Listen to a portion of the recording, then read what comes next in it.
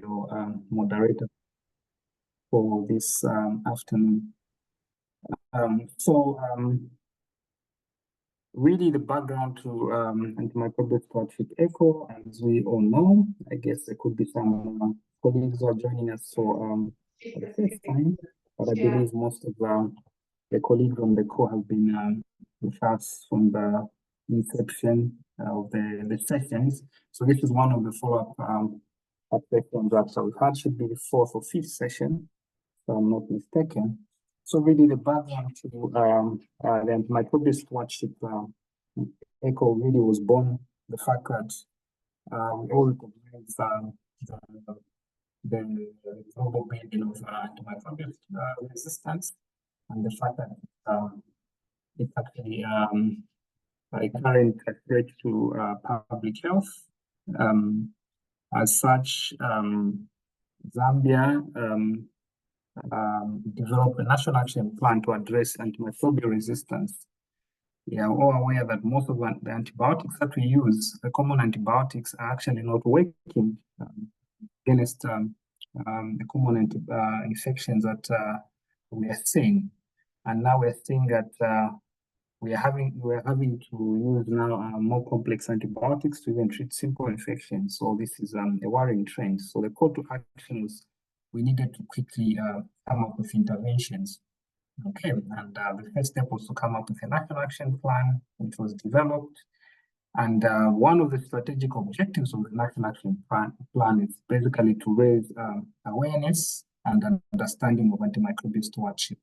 So the antimicrobial stewardship ECHO is that platform that seeks to raise awareness of antimicrobial resistance and its implications, more so among healthcare workers. As you are aware, antimicrobial stewardship has many drivers, and one of which is from the end of the healthcare workers.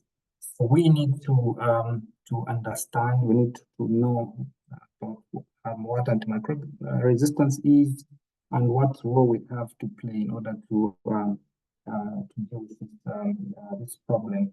So it has to start with us to be aware what it is, to have that understanding, okay, before we can go out there to be champions to the community, to the patients. Because the other side of the coin is you have the patients that are contributing to antimicrobial stewardship. But before we get to that, we need to arm ourselves with knowledge about antimicrobial resistance, or AMR as it's called, and also its implication before we can actually champion the cause and the community. So that's basically just a brief background of why this ECHO has been set up. Yeah, so we're going to proceed as follows. We're going to have a didactic presentation for 20 minutes. Then we'll have a short Q&A session for about 5 minutes. Then we'll go into a case presentation for about 10 minutes, then go back to another Q&A session. Then finally, we'll have expert discussion, the panel of experts who give their contributions towards the discussion. So we are joined by our didactic presenter, who's Dr. Walia. To have an opportunity to introduce herself as she starts the presentation. So Dr. Walia, welcome to this session. We also have a number of subject matter experts. These include Dr. Chileshe Lukwesa. We have Dr. Chanda. We also have Dr. Chanda. And I believe Dr. Kalungia, who's probably yet to join. Yes, then our guest presenter is Dr. Mutwale from Kanyama Level 1 Hospital. So just to quickly take you through the ECHO etiquette. So we want it to be as interactive as possible. So there'll be Q&A session where we can raise those questions, those comments that we have. but feel free also to drop the questions in the chat, and I'll be able to pick them up. Let's all have our mics muted so that we have minimal interruptions to the session. So we'll start with didactic presentation. You can see there's a case presentation being shared. I believe we're supposed to start with a didactic presentation, then we'll do the case after the didactic presentation. Dr. Mutwale, are you on the call? Is that supposed to be the case?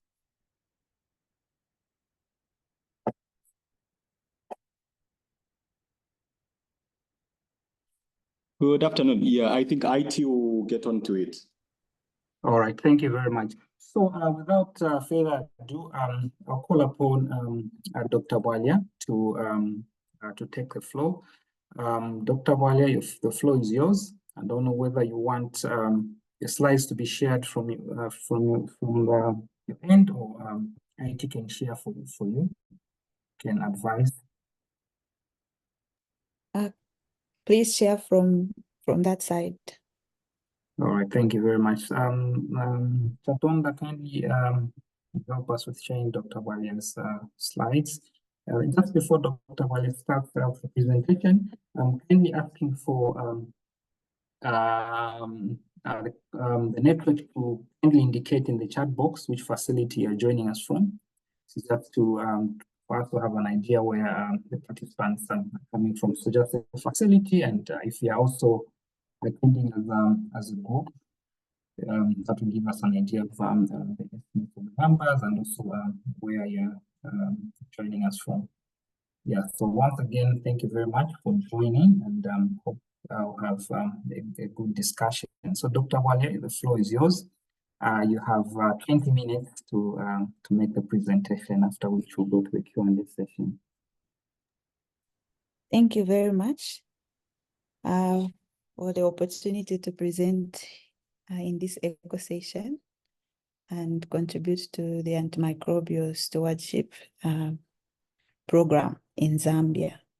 So my presentation is the overview of antimicrobial resistance, and the focus is on mechanisms and implications in patient management. Next slide, please.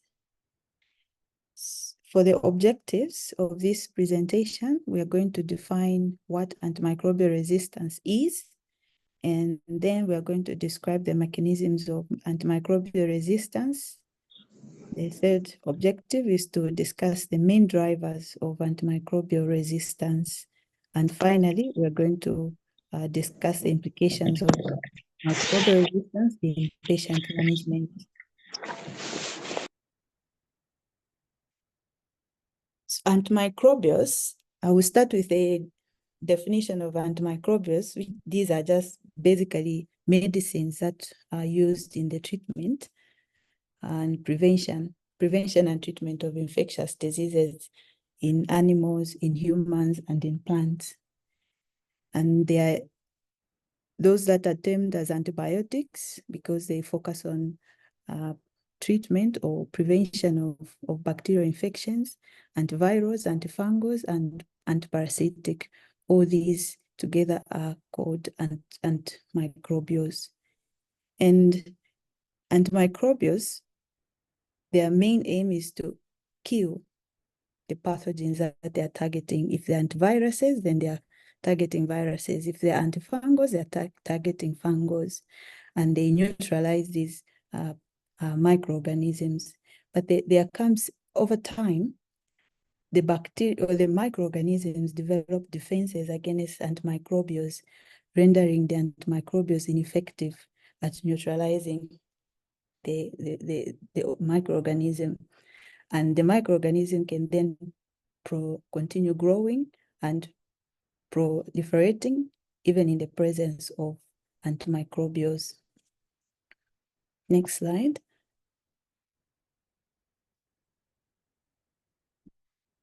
And antimicrobial resistance can occur naturally in natural setting.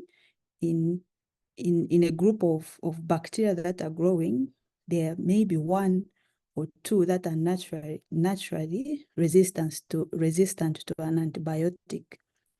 And in the presence of an antibiotic, in that case, the susceptible bacteria will be neutralized. However, these antibiotics also affect normal flora, or the good bacteria that are protecting the body. And once all these good bacteria, including the pathogenic bacteria, are killed by antibiotics, it leaves the resistant bacteria to then proliferate. And that leaves only a population of antibiotic-resistant bacteria that are growing in the niche in which they are growing. And these antibiotic-resistant bacteria can also transfer the mode of resistance to other susceptible bacteria. So then AMR continues increasing to other populations of microorganisms other than the initial ones that were naturally resistant at the beginning. Next slide. So we're going to briefly just take a break and look at some of just think through these questions that are projected here. We have the first question. Please take your time to answer. All right, thank you, Dr. Boelius, for the presentation. So, network, please kindly attempt the poll question. Just give it a few seconds, 30 seconds for people to attempt. So let's all kindly attempt. I hope we can all see the poll question. Let's use the poll and not type in the chat.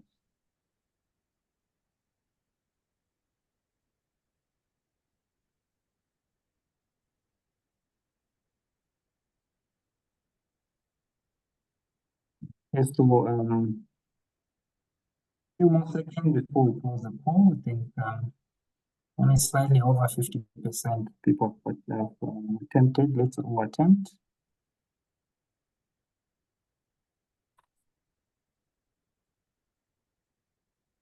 All right, we'll close the poll. So yeah, so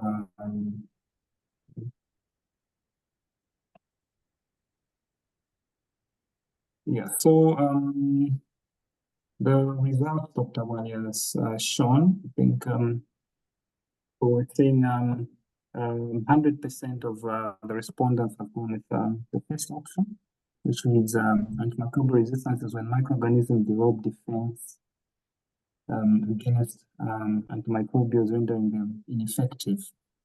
So Dr. Wale, you can kindly carry on with the presentation. Okay, thank you very much for participating, and indeed from our discussions in the introductory slides, we have seen that indeed AMR is when microorganisms develop defenses against the drugs, and those drugs then become ineffective. So it's 100% pass. Okay, so we can move on to what causes AMR, other than the natural selection or naturally occurring resistant microorganisms. There are some behaviors or factors that can contribute to the emergence of AMR.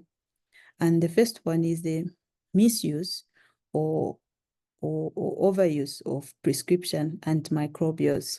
And we see these include, but not limited to, self-prescription. We know this behavior, especially in our settings. Sometimes if we can buy antimicrobials in a pharmacy and self-medicate. That can drive AMR because we may not actually know the dosage, or we may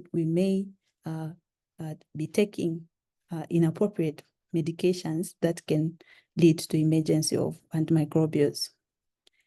The second one is patients not finishing their prescribed drugs. And this is also, we have seen this in our settings. Some patients, once prescribed a specific dosage or schedule for taking medication, once they feel better, they abandon the treatment regimen. And that can lead to sub concentration of antimicrobials in the patient, which then can facilitate the emergence of antimicrobial resistance pathogens or organisms that will go on to spread. We have also use of antibiotics in farming to prevent infections or to treat animals, including livestock and fish. Even in plant farming, antimicrobials are being used, and this is leading to emergency of AMR. Poor sanitation and hygiene, poor infection control in hospitals or in clinics is also contributing to AMR. Substandard medicines can contribute to AMR, and lack of access to affordable and appropriate diagnostics. So in this case, because of lack of diagnostics, then empirical treatment is used, but we don't know if those drugs are working or not, if they're appropriate or not, and that can drive the emergency of AMR. Next slide, please. Well, we're going to go a little bit molecular in this slide, and this is a pictorial of a microorganism depicting mechanisms of resistance in microorganisms. So in one, we can see in one, microorganisms that were previously working may not work. And this is because microorganisms have a mechanism to actually neutralize the drugs. And in point number 2, the microorganism can develop mechanisms to modify the drug, making it ineffective. In number 3, limiting entry, some antimicrobials cannot naturally may not be able to kill certain microorganisms due to impermeability in the cell wall. So that means there's limited entry of these antimicrobials into the cell where their target is. And if they cannot enter into the cell to attach to their target molecules, then they cannot work. In point number 4, some microorganisms have efflux pumps. These extrude antimicrobials from inside the cell to the outside, thereby protecting the microorganism. In number 5, sometimes because of a exposure to substandard or low concentration of drugs, the bacteria will eventually modify the target molecules for the antimicrobials. So the antimicrobial that previously used to bind can no longer bind because their target molecules have been modified. And then in point number 6, sometimes antimicrobials alter their metabolic pathway. If an antibiotic in this case was targeting B, or the target is B, the microorganism develops a way to skip the process of B and still be able to function without being affected by the antimicrobial that is targeting one of their processes. In point number 7, some antimicrobials have the capacity to form biofumes.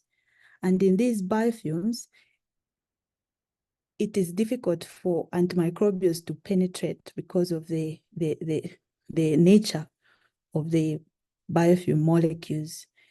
And if they cannot penetrate through, then the microorganisms that are inside the inside the biofilm are protected from being affected by the antimicrobials. So all these are ways that bacteria or microorganisms have developed defenses against the antimicrobials that are used to neutralize them. Next slide, please. And once emergence of antimicrobial resistance occurs, it can spread then from one person to the next, or from a person to an animal, or to the environment. And in this picture, we can see different ways in which antibiotic resistance or antimicrobial resistance can spread. We have a case of George here, who has developed antimicrobial resistance in their gut, and George goes to the hospital. But if at this hospital there is poor infection control measures, poor hygiene, then other patients or healthcare workers may also be at risk of contracting antimicrobial resistance microorganisms from George. And once those contract these resistant bacteria, when they go home, they are also able to spread those microorganisms into the community. And then from the community, then the antimicrobial resistant microorganisms can then go into the environment. We have in this other scenario where antimicrobials are being used in farming, in livestock farming, the animals have microorganisms that develop resistance. And once we get food from these animals, and that food is improperly prepared, it then exposes humans to the antimicrobial resistant organisms that are in the animals. And then we also know in the farm areas, there is sometimes we have seen scenarios where we use animal manure for our crops. We get their feces to put in our vegetables so that our vegetables can grow very well. But then if these animals have antibiotic resistant pathogens or microorganisms, then those are transferred to the crops, into the environment. And then we as humans are also at risk when we consume crops that are improperly prepared. So the cascade of spreading of antimicrobial resistance is quite huge. The potential to spread is quite huge. And we can see in all these areas, it does not only affect humans, it also affects animals, it also affects the environment. So this hence leads to the big concept of approaching AMR using the One Health concept, because all of them, humans, animals, environment, and plants, are all affected by antimicrobial resistance. Next slide. Okay, let's take a pause and then take another poll. All right, thank you, Prof. So we go to the next poll. IT kindly launch. Okay, thank you. So, so the question reads: overuse of antibiotics in livestock is a driver of AMR. Sorry, true or false? So let's take a quick peek on this question. This one will give you 20 seconds. So let's all participate. We're at 40%. Give it another 10 seconds, and we'll close the poll.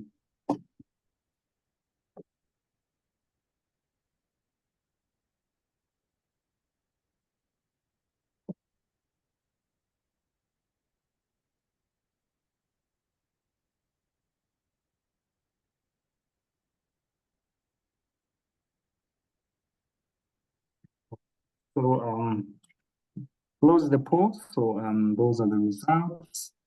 So the majority of the respondents have gone with true. Dr. Walia, you can go ahead, please. Okay, thank you very much. Indeed, the use of antibiotics in livestock farming is a driver of AMR. And we know, for example, when people are keeping chickens, antibiotics are mixed to the feed. And that antibiotic exposes, is given to the animals. The microorganisms that are found in animals, normal flora or otherwise, may develop resistance to the antibiotics that are being used in farming for prevention of infection, even for treatment of animals. And once that happens in animals, those resistant microorganisms can spread to humans as well through improper use, improper preparation of food.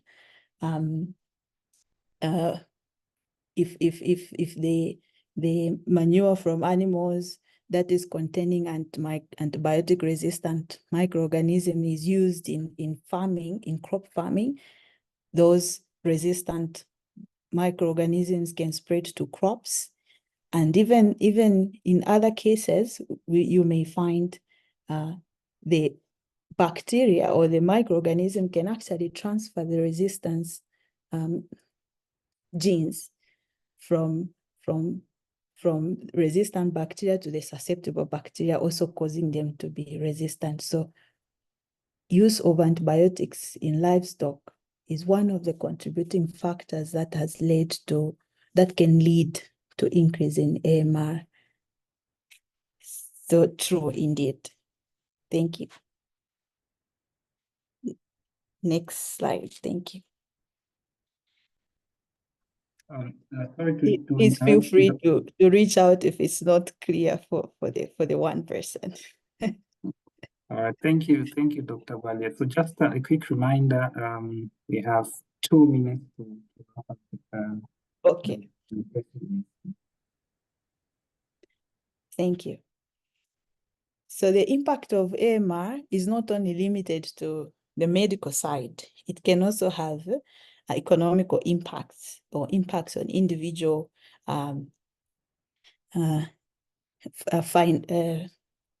socioeconomic of individuals. For example, we have strategic development goals of having universal coverage, economic growth, health equity, and also reducing poverty. But in the case of AMR, management of AMR is very costly for the health system. And that will translate into not being able to provide healthcare to all who need it because of the cost that is involved in managing AMR. The economic growth will be affected because AMR causes may lead to death, and so productivity of individuals also who are sick goes down. People take time off and become less productive. They get sick for a longer time. That means productivity goes down and economic growth of the nation goes down. Health equity is affected. It can also drive people into extreme poverty because of the cost of management of AMR. AMR can also have a medical impact when it comes to management of patients. Next slide, please. So AMR, currently, the reports show that about 1.7 million deaths occur every year. In 2050, it is projected to increase to 10 million deaths per year. And 90% of these deaths are in low and middle income countries. As you can see, Asia and Africa account for more than 8 million of those, will account for more than 8 million of those deaths by the year 2050. And when it comes to management of patients, previously treatable infections are becoming increasingly unmanageable because of the challenges that are involved in management of AMR cases. There's loss of effective first-line drugs, and that leads to use of second-line or third-line drugs. These drugs are mostly expensive. Some are toxic compared to the first-line drugs, and they take longer duration for treatment. The treatment of AMR organisms causes prolonged illnesses, and that will put constraint on individual resources as well as the resources of the healthcare system due to extended hospitalization.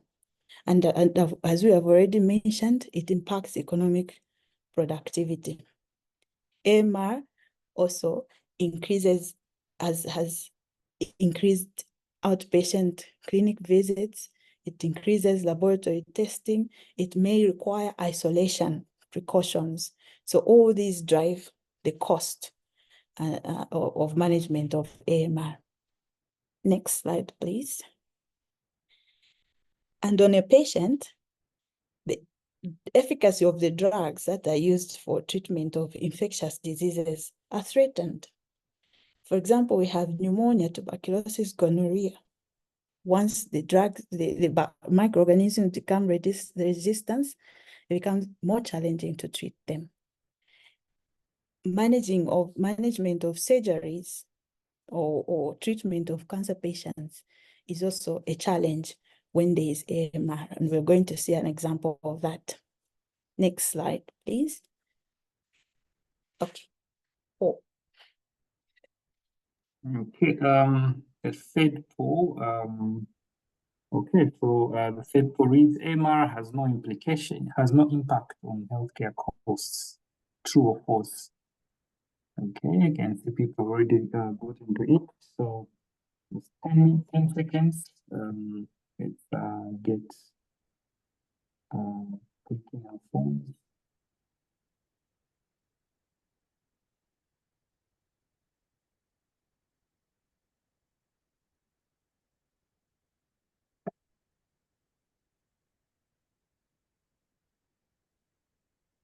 All right, so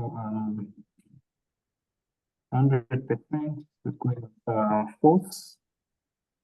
Stop the poll. Yeah, so yeah, there you are.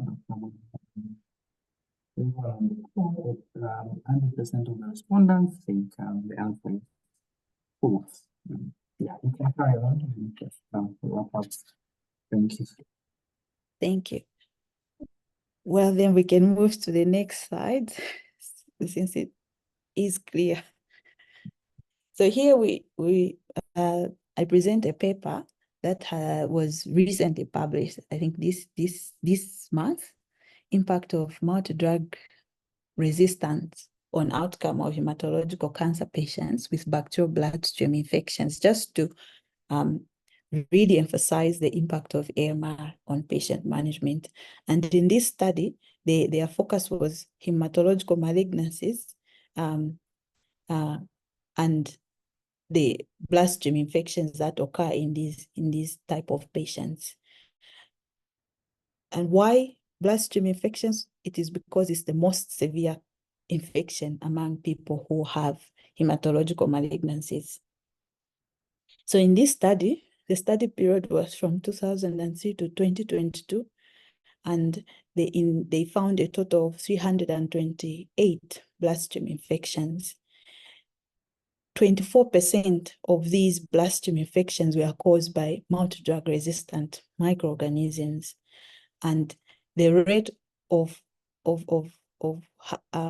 occurrence of these resistant microorganisms increased over time.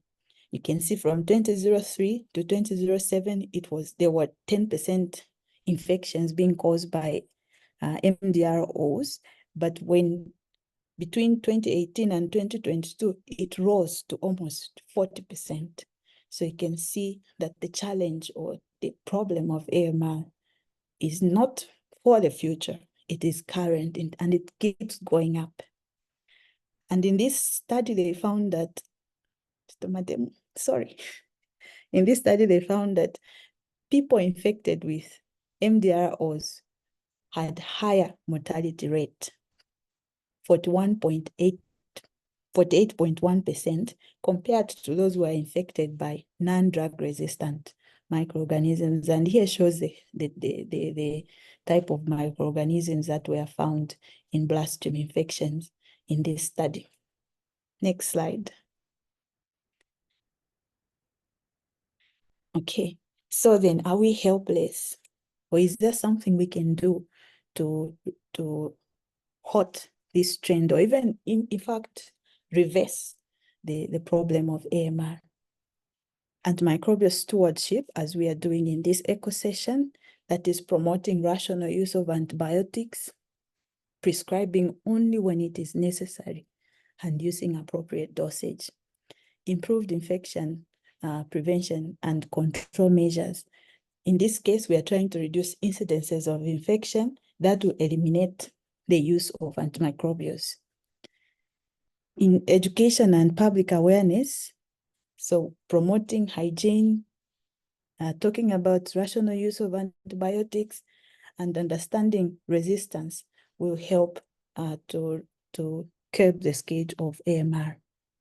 Surveillance, when we monitor and track resistance patterns, it informs the treatment guidelines so that appropriate drugs can be used in the treatment of patients.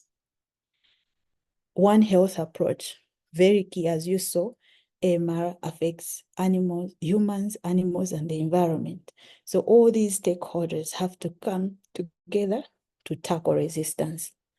Then we have research, development of novel antibiotics, rapid diagnostic tools, and antimicrobial means of treatment of infections like vaccines that will help to curb the scourge of AMR. And lastly but not the least, we need strong political response and financial commitments to be able to fight AMR. Next slide, please. Okay. I believe it should be the last four. Yeah, so IT kindly launch. Thank you. So Paul reads, what are the consequences of AMR on patient management? I believe this has been tackled, so it must be straightforward. So give it a go. Yeah, of those options, increase reliance on expensive toxic drugs,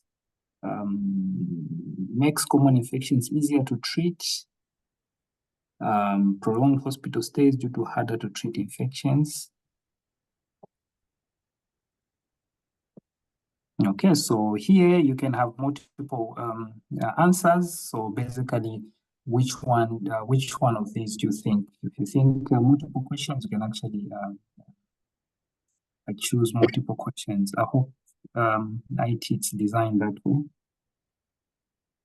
Okay, so just a few seconds before it goes. So it's all attempts.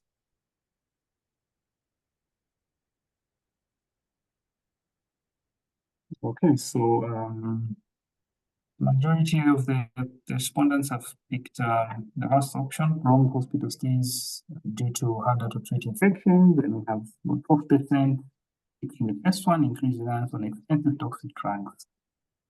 Thank you, Dr. Mulenga. You can go ahead. Thank you very much. So both answers are actually true. Increased reliance on expensive and toxic drugs. If the first-line drugs fail, then we have to go to more expensive and toxic drugs. So that's a consequence of AMR, and prolonged hospital stays is also an answer to this question. So 100%. Thank you. So that's all from me. Thank you very much. All right, Sorry, thank you. to the time. Thank you very much, Dr. Walia. I know I've been quizzing you on the time. However, I think your presentation has been immaculate. I think you've broken down, you've made the overview very simple. I quite enjoyed the presentation. I hope the network has enjoyed also. I think you've broken down to simplest terms in terms of the overview, what MR is, and the implications, and what solutions are being offered on the table. Thank you very much, Dr. So I'd like to quickly go to Q&A. So I'll be able to only pick 2 questions. However, we'll have another Q&A at the end of the case presentation. So if you have any question or any comment, you can kindly raise your hand and ask or give a comment towards the presentation. Then we'll quickly go to the presentation. So any comments, any questions towards the presentation? Then in the meantime, Dr. Ilunga, you can get ready for the case presentation. So IT, you can kindly share Dr. Ilunga's presentation as we wait for some questions on the chat. I can't see anything on the chat.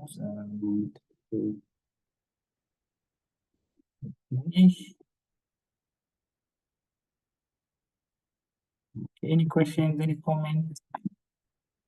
I know the presentation was quite simple and clear, but it should be a few questions, clarification. Okay, so in that case, we'll proceed to the case presentation. If you still have a question, maybe thought of a question, we can still we'll still have that opportunity after the case presentation. So Dr. Ilunga, the floor is yours. So Dr. Ilunga, you only have 5 minutes to do the case. I believe it's not a very long case. Yeah, so network, we now go to the case presentation by Dr. Ilunga. Dr. Ilunga, you can go ahead. Good afternoon, network. Thank you very much, Dr. Kapolowe, and also thank you very much to our didactic presenter, Dr. Walia. It's a pleasure to be with the network once again from the hub. So just going straight into our case presentation, this is a case of a recurrent UTI that presented with some antimicrobial resistance. So as we go into the case, the history of the case, we had a male, 49-year-old male, who was HIV negative, stable, with stable CKD and hypertensive. He was also diabetic and was managed for benign prostate hyperplasia over 2 years duration. And he was referred to UTH for relapsing UTI with a 3-time history of isolating Klebsiella pneumoniae. On the last presentation, he was asymptomatic for bacteria, but had a history of foul-smelling urine a week before, and also a history of lower urinary tract symptoms. No abdominal pain, no hematuria. And he had 1 year prior ICU admission for urosepsis with abdominal infection, pneumonia with hemodialysis requiring oliguric AKI. So this was on the second presentation. He also had a 2 months stay managed for acute bacterial prostatitis based on clinical findings, and later managed for BPH. 1.5 years prior to presentation, he was managed, as has been mentioned, for Klebsiella pneumoniae bacteriuria. He had a history of being catheterized on 2 occasions. The first one was in the ICU stay, and the second one for acute urinary retention, the LATS, which has been reported. He also reported occasional fevers, but per chart, he had normal temperatures, and there were no other constitutional symptoms. Continuing his history, drugs, he was on anti-diabetic medication, and also in terms of antibiotic exposure, he had meropenem for 10 to 14 days, and prior to that had received metronidazole and ceftriaxone as empirical treatment. There was no history of invasive surgeries or procedures, and he was married with 2 children and gave a history of only 1 sexual partner with no prior history of STIs. He denied alcohol or smoking. Then on his physical examination, an adult male in a well-nourished state, he was alert, febrile with no spikes on the chart during admission. His BP was 145/89, pulse 78, and temperature 36.5. No pallor, jaundice, cyanosis, or clubbing. He had few dental caries. However, his chest and lung fields were clear, and there was no per abdomen, no organomegaly, no renal tenderness or suprapubic tenderness. Digital rectal exam revealed non-tender enlarged prostate, urine with leukocytes 2+, and nitrates were negative. His musculoskeletal system yielded nothing. Then in terms of investigations, his parameters, white blood cell count within spec, 6.43, hemoglobin 14.65, and platelets were within a normal range. For the urinary tests, his creatinine was at 120, which was remarkable, but the ALT and the AST were all noted as seen.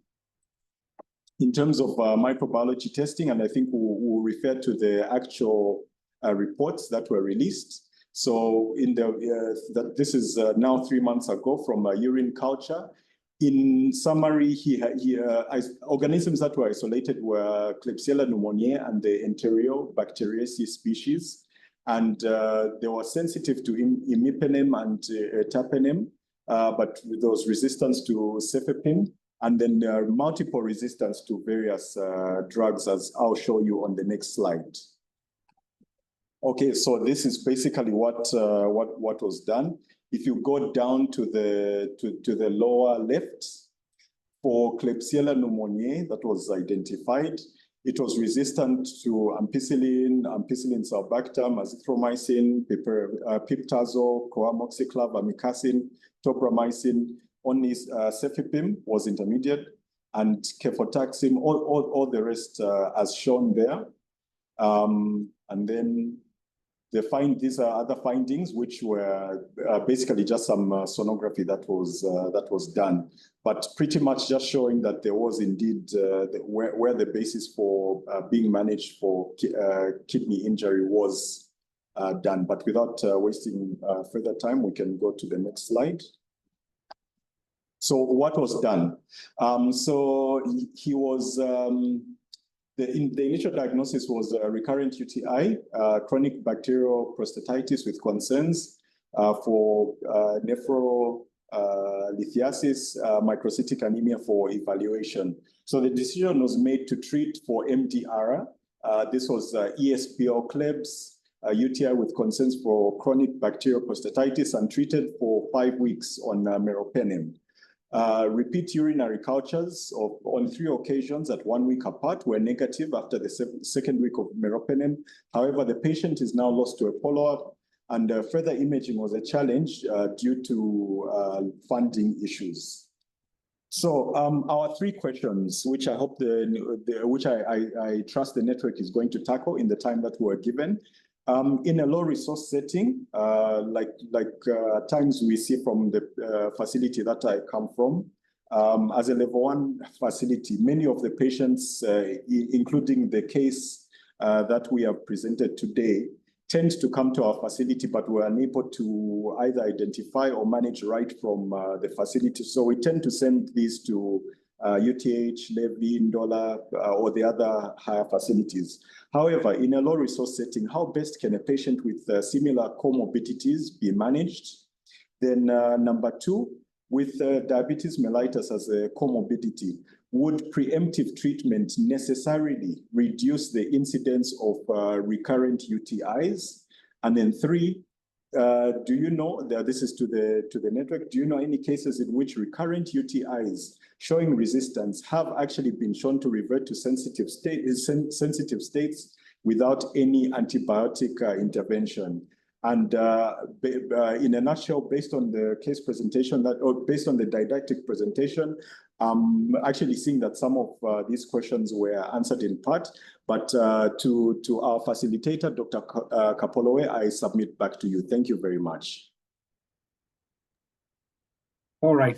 Thank you, Dr. Ilunga, for that wonderful case. Quite scary looking at those resistant patterns, but I think that's a reality. I guess we all agree. Yeah. So just before we proceed further, there's a link in the chat just for feedback. Let's all kindly do the feedback using the link that has been provided in the chat. Yeah. So thank you once again, Dr. Ilunga, for the presentation. So now we go to the Q&A session. So I'll give the network an opportunity to ask one or two questions or give comments towards this case. It could be general from the case, any comments or maybe any clarification, or answering these three specific questions that have been raised by the team. Yeah, so the first, so you can kindly raise your hand, then we'll be able to give an opportunity. So we have three questions there. The first one is, in a low resource setting, how best can a patient like this one be managed? Is multiple comorbidities. Second one, DM as a comorbidity, would preemptive treatment necessarily reduce the incidence of recurrent UTI? I believe, yeah, this probably maybe speaks to prophylaxis or something. The third is really to the network, whether we've had any encounter of cases that showed resistant initially and at some point and related to sensitive states. So please raise your hands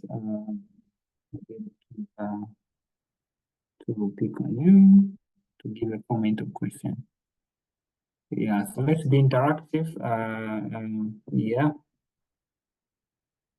I don't have any anything in the chat so far.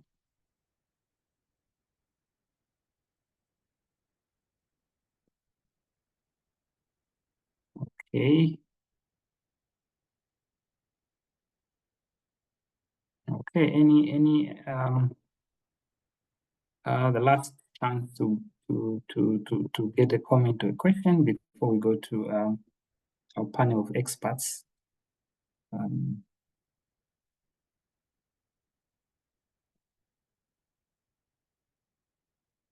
Okay, all right. I can't see any hands so far. So whilst you're still thinking about a question or two, I'll give this opportunity to the panel of experts to give it a go, to probably speak to one of the two things in the discussion.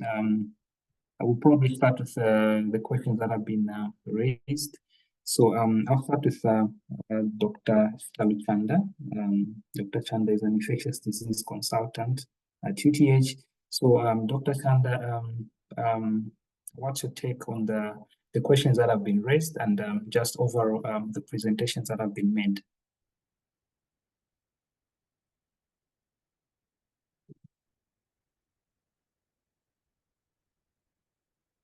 Dr. Chanda, are you on the call? Are you able to get me, Dr. Kapolowe? Yes, we can get you. You can tackle any of the questions that have been raised and your sentiments about just the discussion so far. Okay.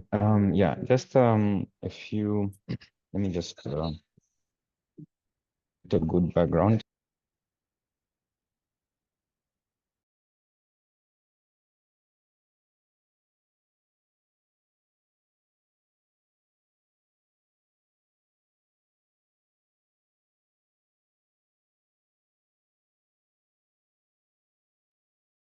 Okay, since we've lost Dr. Stalo. Dr. Stalo, are you there? Yes, Doc. Yeah, I just wanted a better background. So thank you so much for the case. It's good to see also Dr. Lukwesa is here, so she can add on to a few to my submission as well. So the first thing I just wanted to highlight on the case is I think that for every condition you have to think about, there's really an interaction between your host and the particular organism or pathogen. So, for example, in our case, and looking at the objectives for today, there are several risk factors for why this patient might have a UTI. One of them is just the presence of prostatic enlargement. We don't know if it's just benign or this could also be related to other conditions. That is a risk factor. So host factors like just the presence of obstruction within the urinary system really can become a risk factor. The other things could be related to catheterization. So some of the procedures we do can become a risk factor for development of subsequent conditions. So like in this case, we are thinking about the catheterization, the risk factor. And sometimes just removal of the catheter could become quite a significant intervention to control the UTI. The next one is just diabetes mellitus, which the patient had, and unless I mistakenly had that. It's also a risk factor. You know, it can increase adhesion of these microorganisms to the uroepithelium and predispose this patient to UTI. But it also has an impact on how you interpret the urinalysis. I saw there was a urinalysis put there, which could impact how you look at it. So diabetic patients, background is a bit windy. So diabetic patients can, unless I missed it, diabetic patients are likely to have changes in the dilution of the urine. So you can find there will be normal white cells in urine. Sometimes you, yeah, so the specific gravity might also be reduced. But then it also puts this patient at other pathogens in the urinary system that that you might pick. Then coming further, because we're thinking about recurrent UTIs in this patient and a background of prostatitis, I would just mention that really your duration of the inflammation and infection within the prostate might require you understanding the permeability of the drugs within the prostate and how long you're going to treat. So if you have a first episode of prostatitis and you treat it for a week to 2 weeks, you find that you might not clear all the organisms from there, and it puts the patient at risk of recurrence. So suboptimal levels of an antibiotic, I'm not sure what point we thought of the prostatitis coming into play. But if you don't treat adequately with good penetration of antibiotics, then resistance can set into play and can come into play. So your duration of treatment, the penetration of antibiotics are some of the key things. Now, when you think about diabetes, if you think about this host and you're thinking about the syndrome of UTI, really there is no role for presumptive treatment, because if you culture anybody's urine, whether they have symptoms or not, there's going to be organisms that will be there. So if you expose these patients to antibiotics, presumptive treatment, really it's preemptive actually. Let me start with first presumptive, you just treat everyone, it becomes quite tricky. But if you're going to consider preemptive treatment, really look at the records of what previous infection this patient might have had and see if they have symptoms. So like in this patient, really you have to look out for symptoms of UTI, then you can start treating. And you'll be guided by previous cultures that you might have. Sometimes you'll be lucky if you isolate the same organism, maybe it was not completely clear, but sometimes you might get a whole new different organism that you might find. And then are there organisms that revert back in terms of resistance? Again, sometimes some of these organisms, I think Doc what explained a lot about the mechanisms of resistance. And sometimes some of these organisms, they will develop new resistance even without antibiotic exposure. And they might have gotten it from another bug or from another source. But I think that if we minimize antibiotic exposure, really there's a chance that some of these drugs can be recycled. It's not really that the sensitivity goes away. It's really how much of the antibiotics would you get and are you going to inhibit that particular bug at that level? So you look at the report the way it was given. For some of these organisms, you really want to get the MIC and C. So like in this patient where the kidney is failing, you might get a very higher concentration of the antibiotics within the urinary system. And that might be above the MIC. But I always say that when you're going to think about treating a UTI, do you need to treat all UTIs? You really have to look for symptoms of UTI before you start treating. And in this patient, unless they've got sepsis that are affecting, removing the catheter, could be something that might be very significant, and looking at treating for quite a good period of time for prostatitis might be helpful. In summary, I think antimicrobial resistance, when you think about it, for me, the worry is the impact it has. Those who have AMR are likely not to do well clinically. I think that would be my summary. Thank you. Yeah, thank you very much, Dr. Chanda, for those sentiments quite well put over this case. Yeah, so I think several things that we need to look at, as highlighted by Dr. Chanda. So I'll give this opportunity now to Dr. Lukwesa to give a few sentiments, a few thoughts, comments on this case and generally the presentations. Dr. Lukwesa, the floor is yours. I hope you're still on the call.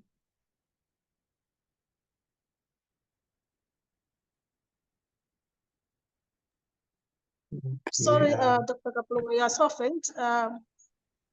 Oh, sorry. You Sorry. wanted me to say something?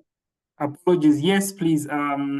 I've given you the floor to just give a comment. It could be on the case and if the questions that have been raised, or generally on the presentations that have been given today. Yes. Yeah. I think Dr. Chanda has really given a good summary on the case. There was just a question you've raised on whether a resistant organism can revert back to sensitive. Maybe just to just give an illustration, not specific for this case, but what has happened before. For example, a cholera outbreak of in the early 90s. I think that time we were not very clear on how to manage our cholera. There was a massive prophylaxis in the cholera cases at the time. Antibiotics were even being given at bus stations and so on, in buses, people boarding buses. And the strains that we had at the time were very sensitive to the first-line antibiotics for cholera. But the subsequent outbreaks, 1996, I think, there was a very big leap from almost over 90% sensitivity to most of the first-line antibiotics to almost 90% resistance. And later there was a break of no episodes of cholera. And we saw a revert back to sensitivity. So this is just telling us that if we managed our antibiotics prudently, there is a possibility of reverting back. But of course, this has to be coupled with infection prevention. I think we need to emphasize on that. Dr. Chitalo is telling us, remove the catheter. And I think Dr. Bwalia mentioned about biofilms. So these biofilms are organisms that will lie in the catheter and they will be there, and they are not usually resistant to antibiotics. So we need to prevent infection and I think just promote the prudent use of antibiotics to combat antimicrobial resistance. Remove the catheter. Biofilms, the organisms do not respond very well to antibiotics because they downregulate the metabolic activities. So they are not sensitive to antibiotics. So it is a good thing that a catheter is removed, precautions of hygiene observed, and then replaced with a clean catheter. That's my comment. Thank you. All right, thank you very much, Dr. Lukwesa, for those comments. We are 11 minutes past our allocated time, but this has been a very interesting session. Yeah, so I think a very interesting case. There's a comment in the chat, Dr. Mwanza, who's mentioned that we need to, it's important to actually remove the catheter, very, very important. So the question actually is, in cases where removing the catheter isn't an option, what other measures can be taken to prevent AMR? Dr. Shitalu, do you have a comment on that? So Tamanda is asking, this is a patient who has BPH, there's obstruction. So in an event where we can't remove the catheter, what could be the options to prevent catheter? In this case, we think most likely the catheter-associated urinary tract infection that we're dealing with, given the antibiotic resistance. So any comments towards that question, Dr. Shitalu? What other options do we have if we can't remove that catheter, especially in this case, a patient with an obstruction?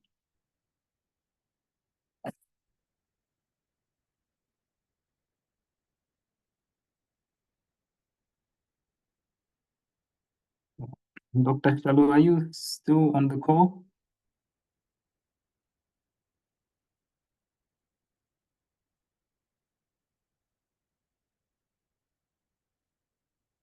Okay, seems we can't get hold of Dr. Shitalu. So I think that's a quite important question, and which is very practical. Given this case, a patient that has BPH with other comorbidities, I think one of the, just to chime in on the question, one of the things that we need to look at when it comes to a patient with comorbidities, like in this case, the DM, hypertensive patient, CKD, they have BPH, all these comorbidities put the patient at risk of recurrent infections, in this case, UTIs.